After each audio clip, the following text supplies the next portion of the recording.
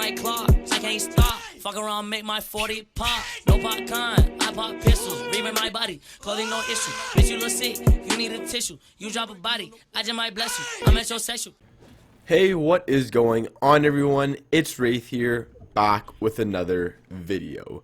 Now, today's video, I'm sure a lot of you guys probably got some keyboard or mouses or even a PC for Christmas now, and you guys are thinking or have already made the switch over to keyboard and mouse. Personally, in my opinion, right now, controller is very strong with aim assist, as well as people are slowly starting to learn how to edit and build just as quick as keyboard and mouse players. But in overall, I still think keyboard and mouse has a little bit of an advantage. So if a lot of you guys are still thinking about switching, I do recommend it, and I think in the long run of not just Fortnite but gaming in general, being good on keyboard and mouse will help you overall, because maybe for the next game, you never know, it might be PC oriented as well, and it might be just more important to be better on keyboard and mouse. I don't know, but if you guys are looking forward to the switch or are thinking about making the switch, I recommend it. And if you guys have made the switch, this video will also help, because I will be going over tips how to improve and kind of just get used to that keyboard and mouse and kind of get used to from not being on controller. So if you're looking forward to this video, make sure you slap a like button on it, comment what you want to see for a future video, hit that subscribe button, use creator code WraithFN in the item shop, and let's get right into the video. So for the first thing I'm going to talk about, and you might want to skip this, so skip like a minute or two in if you got some keyboard and mouses for Christmas, but if not, if you need to basically figure out what keyboard and mouse works for you, it's kind of personal preference. Now, I know that's a little bit difficult to say, because you guys are like, well, I can't just go out and try the Apex Pro or Ducky or whatever keyboard. I can't just go out and try FinalMouses, Model O's, MM710s, G Pro wirelesses, whatever the case is, right? Which I completely understand. The problem with like keyboard and mouses is that you kind of got to figure out what works for you, and you can only do that over time.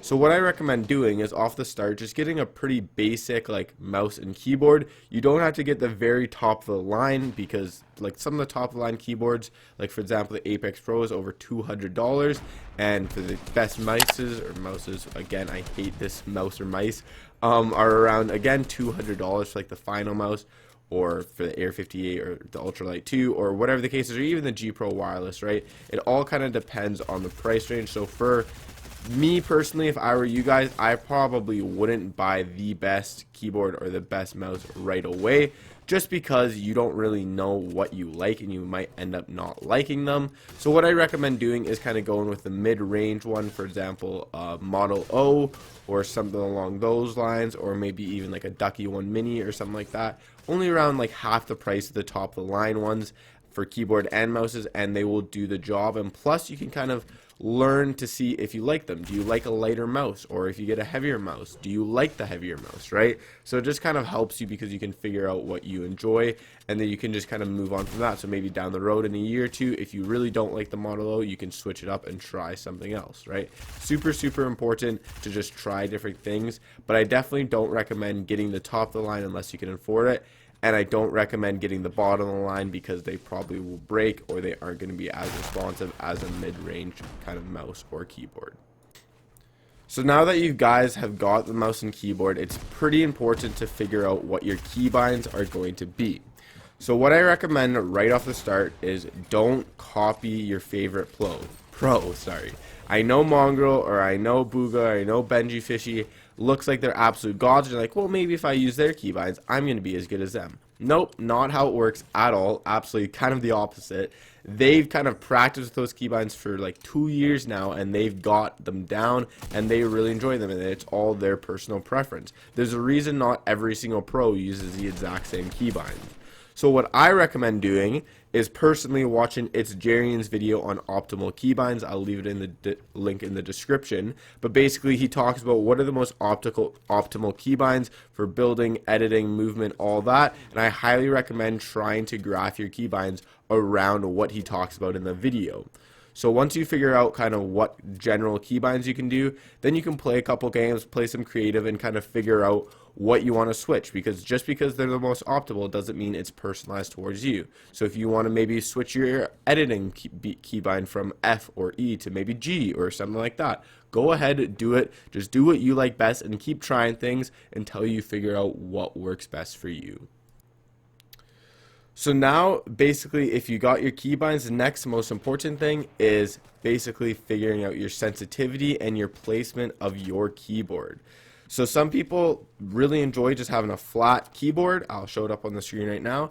And others really enjoy having the mongrel kind of, or CSGO 90-degree vertical keyboard.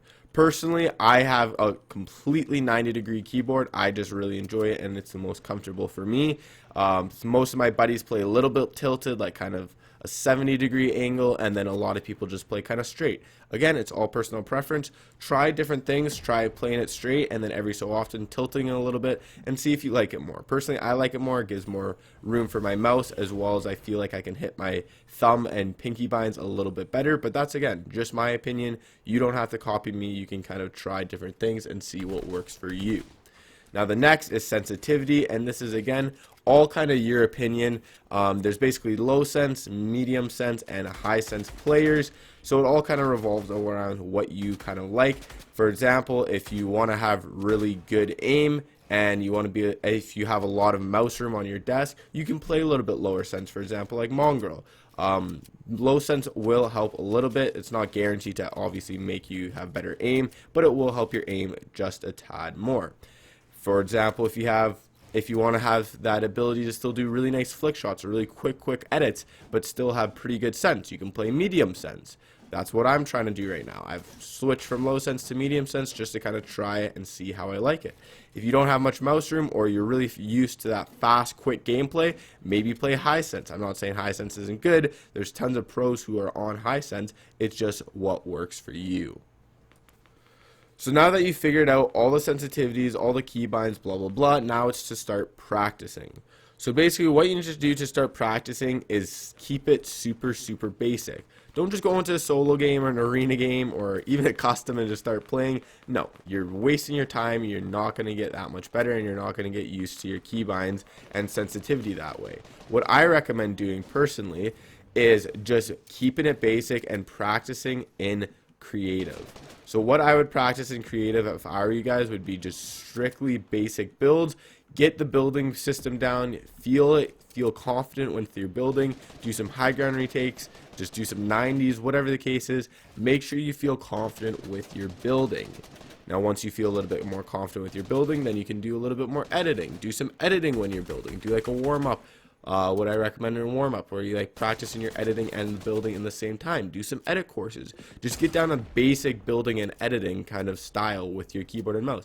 It might take a couple days. It might even take a week. But trust me, it's way better than just hopping into a solo game and just hoping for the best and just getting absolutely murked in the first couple games.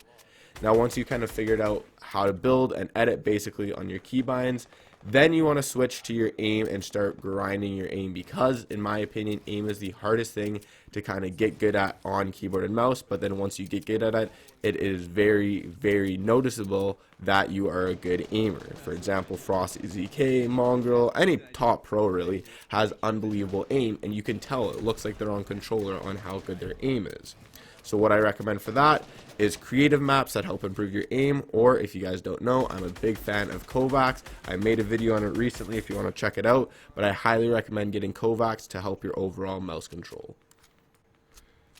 So now that you've kind of got the general mechanics down, you got building, editing, and aim down, and now obviously you're not going to be a god, you're obviously not going to be winning World Cup or even placing the money most likely, but basically now you just want to practice those mechanics in game. So how you do that is, again, I would still stay in creative for a little bit longer and play a couple things like, for example, Zone Wars. Zone Wars is just a really good way of kind of getting into the fighting mentality and getting comfortable fighting people and even W-keying people, so your confidence is up as well. You can do box fights against your friends. You can do Discord already, but if you're still not that good, I just recommend doing it against your friends. They'll understand and realize that you aren't that good because you just switched keybinds. Or even you can do 1v1s, like creative 1v1s. Again, all kind of depends on your style and what you enjoy the most.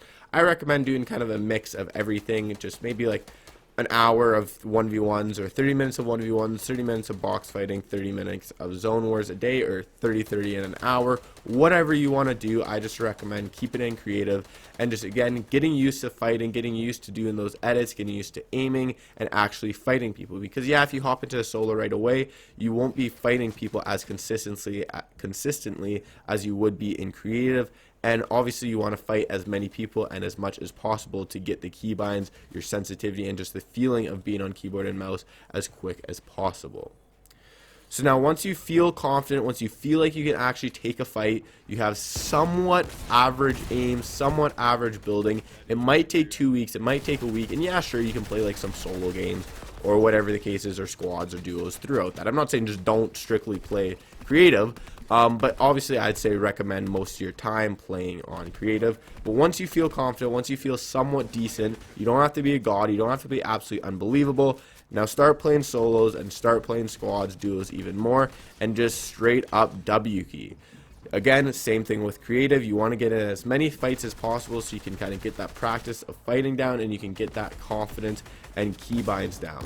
So what I recommend doing is just going into a solo and just practice W keying as much as possible until you get your confidence up, and then once you get your confidence up, then again you can just go into all my other practice tips for improving by playing arena, blah blah blah blah blah. So hopefully you guys enjoyed this video. If you did, make sure you slap a like button on it, comment what you want to see for a future video, hit that subscribe button, and I'll see you guys all in the next video. Have a good one, everyone. Peace out.